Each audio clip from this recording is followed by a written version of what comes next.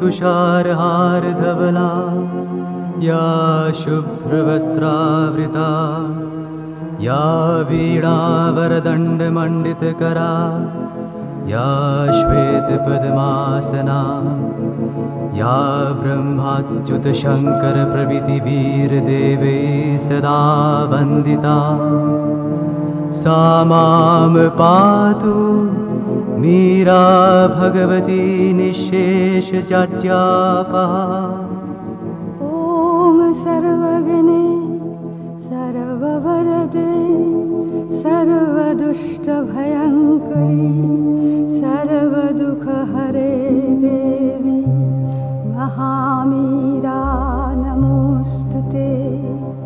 सिद्धिबुद्धिप्रदे देवी भुक्तिमुक्तिप्रदायिनी मन्त्रमूर्ते सदा देवी महामीरा नमोऽस्तुते। आद्यन्तरहिते देवी आद्यशक्ते महेश्वरी योगदे योगसम्भुते महामीरा नमोऽस्तुते महामीरा नमोऽस्तुते।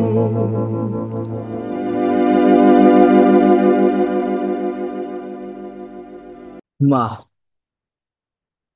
मातृरचनावली पार्ट 3 धम्मपदर टीका आलोचना में आरंभ करछंती। धर्मस्थ धर्मस्थ भितर माँ जो आलोचना आरंभ कर माँ कहले कामना वासना जो मुख्य मुक्ति हवा कथा जो कहुची माँ प्रथमे कहले जे एटा एक माँ कहले जदि सकल वासनार मुक्त हेबा कथा कुआ जाए एटा आदौ सहज नुहे एवं यह एक नकारात्मक मार्ग। नकारात्मक मार्ग कहीं कही कारण जिते चेष्टा कले मध्य समस्त कामना वासना आम मुक्त हो पारिबा नहीं।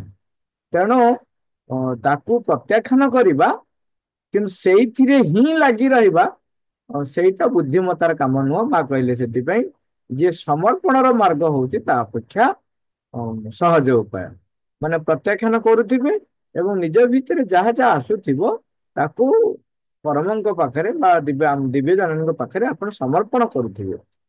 सेटा तो आलोचना ता परे करिवे किंतु एई जो वासनाटा केमती केमती कहीं एते सहज नुह केते केते भागरे थाए सेठी माँ हमको कहले 3 प्रकार आमे देखि परिबा। गोटे होची जोड़ की बाहर को पूरा स्थूल रूपे देखा जाए जोटा कि स्पष्ट रूपे देखा जाउथांदी। माँ लिखुचंती स्पष्ट रूपे देखा जाउथांदी जो गुड़ाक वासना आमे समस्त सेटा जानि पारू। तापर कहले ताठो टिके सूक्ष्म वासना थाए जोटा कि आम बेले बेले भावु। माँ लिखुचंती बढ़िया भाव में कहउचंती सतैव गोटे अंत निर्देश रूपे तुम आगे आसी देखा दियन आउ ताकू चिन्हिबा पई हेले ता ऊपर विजय हासिल करिया को हेले तुमरो अनेक निष्ठार प्रयोजन होता है। माने सिंसियरिटी खाली सिंसियरिटी नुह अनेक निष्ठार प्रयोजन होता है एवं सेटा सेति पई तो हमकु टिके अधिक सतर्कता दरकार हुए। तापरे कहले ताठर आहुरी डेंजरस होची कौन ना अति सूक्ष्म स्तर रे थांती जोड़ाक अति सूक्ष्म स्तर रे थांती माँ वर्णना करचंती सेते बेले ताकू अनेक व्यक्ति भावती हाँ जे लेकिन अधिक गभीर को प्रवेश करथांती अधिक अदृश्य प्राय होई रही थांती। एपरिक एक साधु सुलभ मुखा पिंधि तुमर से वासना गुड़िक आसी थाए तुम अति सूक्ष्म स्तर रे सी साधु सुलभ मुखा पिंधि आसी थाए। आ सूक्ष्म स्तर रे आमे ताकू टिके बेले बेले लोक ताकू निजर कर्तव्य बोली भावती आउ आमको लगे जे आमे बेस मुक्त हो गले यही सब कथा गुड़िक प्रति आमको टिके अधिक सतर्क एवं सचेतन हवा पड़ो। यहाँ आम आलोचना जहाँ काली करते तार सारांश थिला।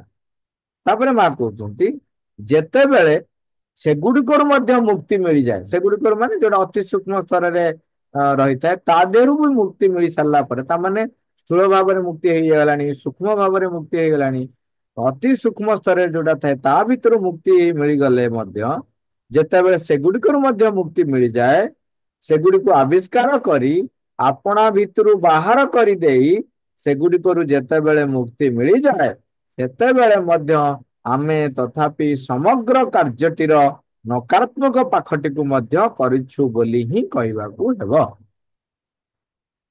ସମଗ୍ର କାର୍ଯ୍ୟ କାହିଁ କହୁଛନ୍ତି?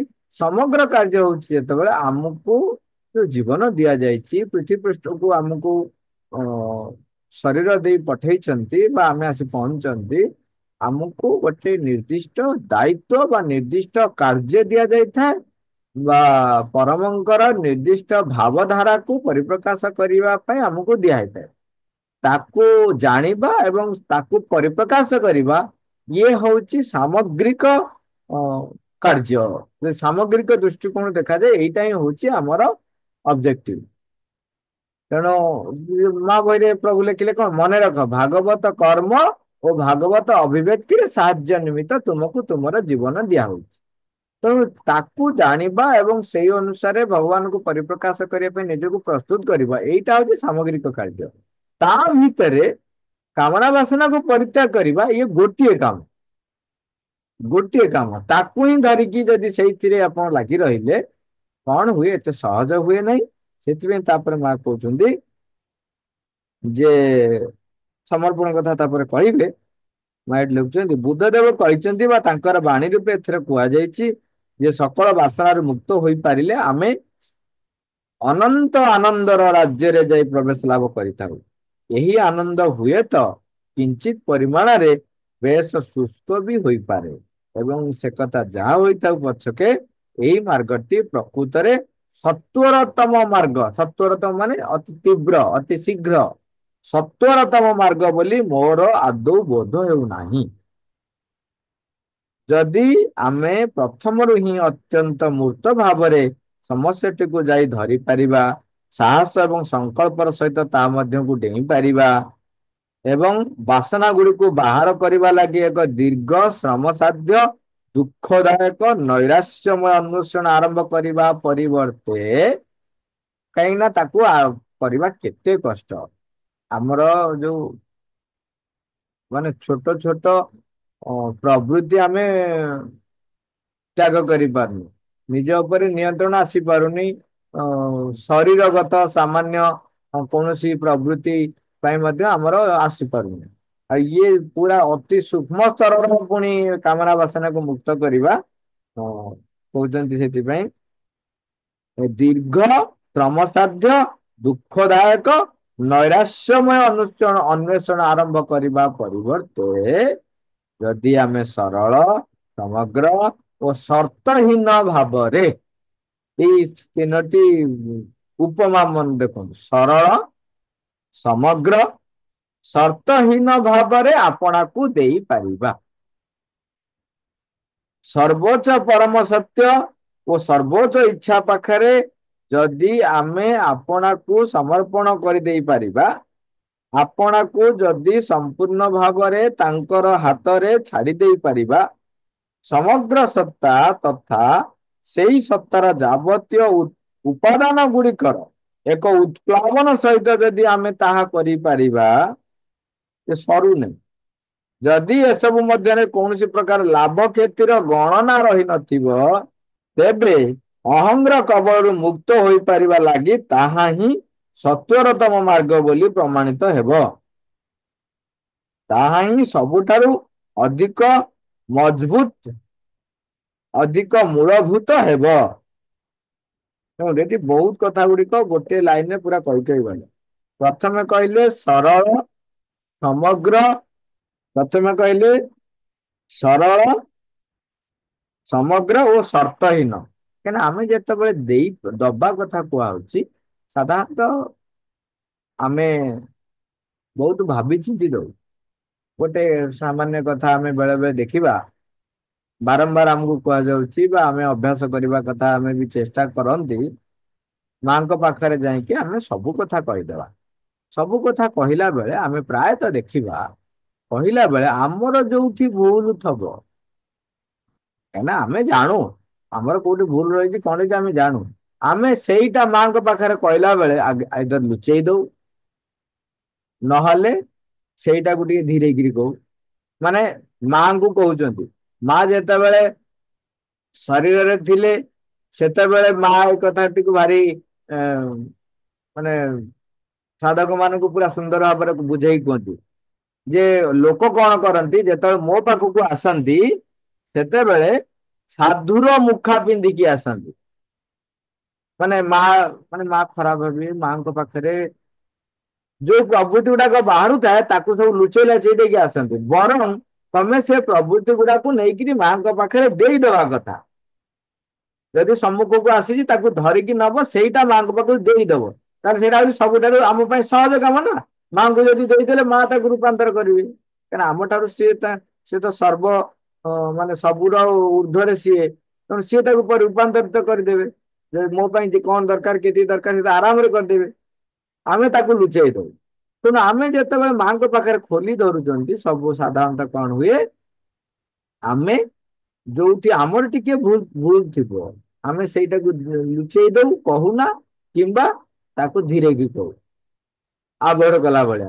ତମେ ଜାଣିଛ ମୁଁ ମାନେ ସେଇଟାକୁ ଏମିତି କରିଦଉ। ତେଣୁ ମା ସେଥିପାଇଁ ସରଳ ଭାବେ କରିବାକୁ କହୁଛନ୍ତି। ସରଳ ଭାବ, ତାମାନେ ସରଳ ବ୍ୟକ୍ତି ବୋକା ନୁହନ୍ତି, ଏଇଟା ମନେ କରୁଛୁ। ସରଳ ବୋକା ଅଲଗା। ସରଳ ହଉଛନ୍ତି ଯାହା ତାହା ହିଁ ପରିପ୍ରକାଶ କରନ୍ତି। ବୋକା ହଉଛି ସେ କିଛି ଜାଣିନାହିଁ କରିଦଉଛି। ଧର ତୁମର ଜ୍ଞାନ ଥାଇପାରେ, ତୁମର ଅନୁଭବ ଅଛି, ତୁମେ ସବୁ ଜାଣୁଛ, କିନ୍ତୁ ତୁମେ ତାକୁ ଆଜ ଇଟ ଇଜ ଅବିକୃତ ଭାବରେ, ଅମିଶ୍ରିତ ଭାବରେ ନେଇକି ଥୋଇବ। ଆଉ ସମଗ୍ର ଏବଂ ସର୍ତ୍ତହୀନ। ସମଗ୍ର ତ ଆମେ ଜାଣିଛନ୍ତି ଯେ କେବଳ ଏଇ କଥାଟି କହିବି, ଆର କଥାଟି କହିବି ନାହିଁ, ସେମିତି କେମିତି ହବ? ଯେ ଆମେ ସଦ୍ଗୁଣ ଗୁଡାକ ମାଙ୍କ ପାଖରେ ଦେବି, ଆଉ ଅନ୍ୟ ଖରାପ ଖରାପ ପ୍ରଭୃତି, ଖରାପ ଗୁଣ ଗୁଡାକ ମାଙ୍କୁ ଦେଇଦେବି, ସଦ୍ଗୁଣ ଗୁଡାକ ଦେବି ନାହିଁ, ସେମିତି ହେଲେ ହବନି। ମୋର ସାମର୍ଥ୍ୟକୁ ବି ଦେବି, ଅସାମର୍ଥ୍ୟ ପାଇଁ ଦଉଛି, ଅସାମର୍ଥ୍ୟକୁ ଦଉଛି, ଦୁର୍ବଳତାକୁ ଦଉଛି, କିନ୍ତୁ ସାମର୍ଥ୍ୟ ଯୋଉଟା ମୋର ଗୁଣ ବୋଲି ଭାବୁଛି ସବୁ କିଛି ତାଙ୍କ ପାଖରେ ନେଇ ଦେବାକୁ ପଡିବ। କିନ୍ତୁ ତାପରେ ତାକୁ ସର୍ତ୍ତହୀନ ଭାବରେ। ଆମେ ସବୁବେଳେ ସର୍ତ୍ତ କରୁ। ତମେ ଯଦି ମା, ଆମର ସବୁ ସାଙ୍ଗେ ସାଙ୍ଗେ ଯଦି ଏଇ କଥା ହେଲା ତାହେଲେ ମୁଁ ଜାଣିବି ତମେ ମା ବୋଲି। ମା ତମେ ଅଛ ବୋଲି ମୁଁ କେମିତି ଜାଣିବି? ଏମିତି ଯଦି ହବ ନା, ମୁଁ ଜାଣିବି ତମେ ମା ବୋଲି। ଆଉ ଏଇ ରୂପରେ ଆସିଲେ ମା ବୋଲି ଜାଣିବି, ଯେମିତି ସିଏ ଗୋଟେ ସର୍ତ୍ତ। ଭଗବାନ ଅଛନ୍ତି ବୋଲି ମୋର ଏଇ କାମଟା ଯଦି ହେଇଯିବ ସିନା ମୁଁ ଜାଣିବି ମା ସିନା କହୁଛନ୍ତି ମା ସତରେ ଅଛନ୍ତି। ମା ଯଦି ଥାନ୍ତେ ମୋର ଏଇଟା କରିଦିଅନ୍ତେନି, ମା ଯଦି ଥାନ୍ତେ ଏଇଟା ମୋର କରିଦିଅନ୍ତେ ନା, ଏସବୁ ସର୍ତ୍ତ। ଆହୁରି ଆଉ ଟିକେ ସ୍ତରକୁ ଗଲେ କଣ, ଯେ ଏଇଟା ମୋର କରିଦିଅ ଭଗବାନ, ମୁଁ ତମକୁ ଏଇଆ ଦେବି, ଇତ୍ୟାଦି ଇତ୍ୟାଦି, ତମ ପାଇଁ ମୁଁ ଏଇଆ କାମ କରିବି। ଇଏ ସବୁ ସର୍ତ୍ତ। ତମକୁ ଏତେଟା ବାର କରି ପୂଜା କରିବି, ବା ତମେ ଆକୁ ତାକୁ ଆମେ କହୁ ବାର୍ଗେନ। ମା ବି ଅନେକ ଜାଗା ଲେଖିଛନ୍ତି ନେଣ ଦେଣ ର ପରେ ଏମିତି ଭଗବାନ ପାଖରେ ଚଳେଇ। ତାପରେ ସେଇଟାକୁ ଆହୁରି ଅଧିକ ବର୍ଣ୍ଣନା କରି କହିଲେ, ଲାଭ କ୍ଷେତ୍ରରେ ଗଣନା ନଥବ, ଦେଲେ କଣ ହବ, ଭଗବାନ ପାଖକୁ ଗଲେ କଣ ହବ, କହିଲେ କଣ ହବ, ଏଇ ସବୁତିକ ସବୁ ଯାକ ଯଦି ଆମେ ସମର୍ପଣ କରିଦେଇ ପାରିଲେ, ମା କହୁଛନ୍ତି ଏଇଟା ହଉଛି ସତ୍ୱରତମ ମାର୍ଗ, ଅଧିକ ସହଜ ଏବଂ ତୀବ୍ର, ଅହଂର କବଳରୁ ମୁକ୍ତ ହୋଇପାରିବା ଲାଗି। ମା ଲେଖୁଛନ୍ତି ଏଇ କଥାଟିକୁ ସାଧ୍ୟ କରିବାକୁ ଅନେକ ଲୋକ ଅତ୍ୟନ୍ତ କଷ୍ଟକର ବୋଲି କହିବେ, ମାତ୍ର ଏଥିରେ କୌଣସି ସନ୍ଦେହ ନାହିଁ ଯେ ଏଇ ମାର୍ଗଟିରେ ଯେଉଁ ଉଷ୍ମତା, ଉତ୍ସାହ, ଉଦ୍ଦୀପ୍ତତା, ଆଲୋକ ଓ ସୌନ୍ଦର୍ଯ୍ୟ ନିହିତ ହୋଇ ରହିଛି, ଯେଉଁ ଉଦ୍ଦୀପ୍ତ ଓ ସୃଜନଶୀଳ ଜୀବନର ଏକ ଆବେଦନ ରହିଛି, ଅନ୍ୟ ମାର୍ଗଟିରେ ଆମେ ତାହାକୁ ଆଦୌ ପାଇବା ନାହିଁ। ମା କହୁଛନ୍ତି ଏଥିରେ ଉଷ୍ମତା ଥାଏ, ଉତ୍ସାହ ଥାଏ, ଉଦ୍ଦୀପ୍ତତା ଥାଏ, ଆଲୋକ ଓ ସୌନ୍ଦର୍ଯ୍ୟ ନିହିତ ହୋଇକି ରହିଥାଏ। ଏକଥା ମଧ୍ୟ ସତ ଯେ ବାସନାର ବିଲୋପ ହୋଇଗଲେ ଅହଂକୁ ଖୋରାକ ଦେଇ ରଖିବା ଲାଗି ପ୍ରକୃତରେ ଆଉ ବେଶୀ କିଛି ନଥାଏ, ଏବଂ ସେତେବେଳେ ଏହିପରି ଏକ ବୋଧ ଜନ୍ମିଥାଏ ଯେ ଚେତନାଟି ପ୍ରକୃତିରେ ଅତ୍ୟନ୍ତ କଠିନ ହୋଇଯାଏ ଏବଂ ଅହଂ ପେଶୀ ହୋଇ ଧୂଳିରେ ପରିଣତ ହୋଇଗଲେ ନିଜ ଆତ୍ମସତ୍ତାର ମଧ୍ୟ ଗୋଟେ ଅଂଶ ସେଇ ଧୂଳି ଉପରକୁ ଖସି ପଡେ ଏବଂ ସେତିକି ବେଳେ ବ୍ୟକ୍ତି ନିର୍ବାଣ ମଧ୍ୟରେ ପ୍ରବେଶ କରିବା ଲାଗି ବି ଯୋଗ୍ୟ ହୋଇଯାଏ। ନିର୍ବାଣକୁ ଏଠାରେ ସମ୍ପୂର୍ଣ୍ଣ ନିର୍ବାପନର ଅର୍ଥରେ ହିଁ ବ୍ୟବହାର କରାଯାଇଛି। କହୁଛନ୍ତି ହଁ, ଅହଂ ଯଦି କାମନା ବାସନା ଲୋପ ପାଇଗଲା, ତେବେ ଅହଂ ଆଉ ଖୋରାକ ପାଇବ ନାହିଁ। ଆଉ ନିର୍ବାଣ ତାଙ୍କ ବୌଦ୍ଧ ଧର୍ମରେ ବା ବୁଦ୍ଧ ଯାହା ବର୍ଣ୍ଣନା କରିଛନ୍ତି, ଅ, ସମ୍ପୂର୍ଣ୍ଣ ଭାବେ ନିର୍ବାପନ ହେଇଯିବ, ମାନେ ଲିଭିଯିବା। ତାକୁ ବର୍ଣ୍ଣନା କରିବାକୁ କହିବାକୁ ଯାଇ ସେ କହୁଛନ୍ତି ଯେ ସେଥିରେ କଣ ହୁଏ, ଅହଂ ପେଶୀ ହେଇକି ଧୂଳିରେ ପରିଣତ ହେଇଯାଏ। ତେଣୁ ଆତ୍ମସତ୍ତାର ସେଇ ଅଂଶଟି ଧୂଳି ହେଇକି ଖସି ପଡେ। ମାତ୍ର ଯେତେବେଳେ ଆମର ଅହଂ ସତ୍ତାଟି ସର୍ବୋଚ୍ଚ ପରମ ସତ୍ତାଙ୍କର ମହିମା ମଧ୍ୟ ଅନ୍ତରିତ ହୋଇଯାଏ, ଆମର ଯଦି ଅହଂଟି ଯଦି ସେ ଯାଇକି ପରମଙ୍କ ସହିତ ଯୁକ୍ତ ହେଇଗଲା, ଆମେ ତାହାକୁ ହିଁ ପ୍ରକୃତ ନିର୍ବାଣ ବୋଲି ବିଚାର କରୁଛୁ। କାହିଁକି ନା ଅହଂ ଟା ଯଦି ପରମଙ୍କ ପାଖରେ ମିଶିଗଲା, ଯେମିତି ଆପଣ ଯେତେ ଯାହା ପାଣି ରଖିଛନ୍ତି, ଯାହା କରିଛନ୍ତି, ନଦୀର ଜଳ ସବୁ ଯାଇକି ଯେତେ ସମୁଦ୍ରର ମାନେ ବିଶାଳତା ଭିତରେ ସେ ଯେତେ ନିଜକୁ ଦେଇ ଦଉଛି, ସେତେବେଳେ ସେଇଟା ସମ୍ପୂର୍ଣ୍ଣ ଭାବେ ମିଶିଗଲା। ଆଉ ପାଣି ଟା ନିଶ୍ଚିହ୍ନ ହେଇଗଲା, କଣ ତାର ତ ଲାଭ କଣ ଆଉ? ମାନେ ଯଦି ଦେଖାଯାଏ ସେଇଟା ଆଉ କଣ ନିର୍ବାଣ ହେଲା? ନିର୍ବାଣ ଇଏ ଗଲା ଯାଇକି ସମୁଦ୍ର ତତ୍ଵରେ ମିଶିଗଲା ପୁରା। ମା ଲେଖୁଛନ୍ତି ସେଇଟାକୁ ଆମେ ପ୍ରକୃତ ନିର୍ବାଣ ବୋଲି ବିଚାର କରୁଛୁ। ଏବଂ ଏହି ମାର୍ଗଟିକୁ ମୁଁ ମଧ୍ୟ ଏକ ସକାରାତ୍ମକ ମାର୍ଗ ବୋଲି କହିବି। ଏହାକୁ ମୁଁ ଏପରି ଏକ ସମଗ୍ର, ସମ୍ପୂର୍ଣ୍ଣ, ପରିପୂର୍ଣ୍ଣତା ଯୁକ୍ତ ଅକପଟ ଆତ୍ମଦାନ ବୋଲି କହିବି, ଯେଉଁଥିରେ କି କୌଣସି ସର୍ତ୍ତ ବା ସଉଦା ଲାଗି ଆଦୌ କୌଣସି ସ୍ଥାନ ନଥାଏ, ମାନେ ବାର୍ଗେନିଂ ନଥାଏ। ସଉଦା ଯେମିତି ନେଣ ଦେଣର ଭାବ ନଥାଏ। ଆମେ ଅଲଗା କରି ନିଜ ବିଷୟରେ କିଛି ଭାବିବା ନାହିଁ, ଅଲଗା ହୋଇ ନିଜର ଜୀବନଟିକୁ ବଞ୍ଚିବା ନାହିଁ, କୌଣସି କଥାରେ ଆପଣାକୁ ହିଁ କାରଣ ବୋଲି ଗ୍ରହଣ କରିବା ନାହିଁ। ଯାହା ସବୁଠାରୁ ଅଧିକ ସୁନ୍ଦର, ଯାହା ଜ୍ୟୋତିର୍ମୟ, ଆନନ୍ଦମୟ, ଶକ୍ତିମୟ, କରୁଣାମୟ ଓ ଅନ୍ତହୀନ, ଆମେ କେବଳ ତାହାରି କଥା ଭାବିବା। କେବଳ ଏହି କଥାଟିରେ ହିଁ ଏପରି ଏକ ଗଭୀର ଆନନ୍ଦ ନିହିତ ରହିଛି ଯେ କଣ, ଯାହା ସବୁଠାରୁ ଅଧିକ ସୁନ୍ଦର, ଯାହା ଜ୍ୟୋତିର୍ମୟ, ଆନନ୍ଦମୟ, ଶକ୍ତିମୟ, କରୁଣାମୟ ଓ ଅନ୍ତହୀନ, ଆମେ କେବଳ ତାହାରି କଥା ଭାବିବା। ଆମେ ତାହା ସହିତ ଅନ୍ୟ କୌଣସି କଥାର ମଧ୍ୟ ତୁଳନା କରିପାରିବା ନାହିଁ। ଏଇ ଗୋଟିଏ କଥା ହିଁ ଆମ ସାଧନାର ଯୋଗ୍ୟ, ଆମ ପ୍ରୟାସର ଯୋଗ୍ୟ। ଆଉ ଯାହା କିଛି ରହିଲା, ସେଗୁଡ଼ିକୁ କେବଳ କାଳକ୍ଷେପଣ ବୋଲି ହିଁ କୁହାଯିବ। ଦୁଇଟି ମଧ୍ୟରେ ଆମେ ଏହିପରି ଏକ ଅନ୍ତର ରହିଛୁ ବୋଲି ଜାଣିବା। ଗୋଟିକୁ ଆମେ ବୁଲି ବୁଲି ବୁଲି ଅତ୍ୟନ୍ତ ଧୀର ଓ ଅତ୍ୟନ୍ତ ଶ୍ରମଯୁକ୍ତ ଭାବରେ ପାହାଚ ପାହାଚ ହୋଇ ଗୋଟିଏ ପାହାଡ ଉପକୁ ଆରୋହଣ କରିବା ସହିତ ତୁଳନା କରିପାରିବା। ଯେଉଁଠି ଯେଉଁଠି ସକାଶେ ଶହ ଶହ ବର୍ଷ ଲାଗିଯିବ, ଏବଂ ଆର ମାର୍ଗଟିରେ ଗଲେ, କୋଉଥିରେ, ସମର୍ପଣ ମାର୍ଗରେ ଗଲେ, ଆମେ ଆମର ଅଦୃଶ୍ୟ ଡେଣା ଗୁଡିକୁ ମେଲାଇ ଦେବା ଏବଂ ସିଧା ଉଡି ଯାଇ ପର୍ବତର ଶିଖର ଉପରେ ପହଞ୍ଚିବ।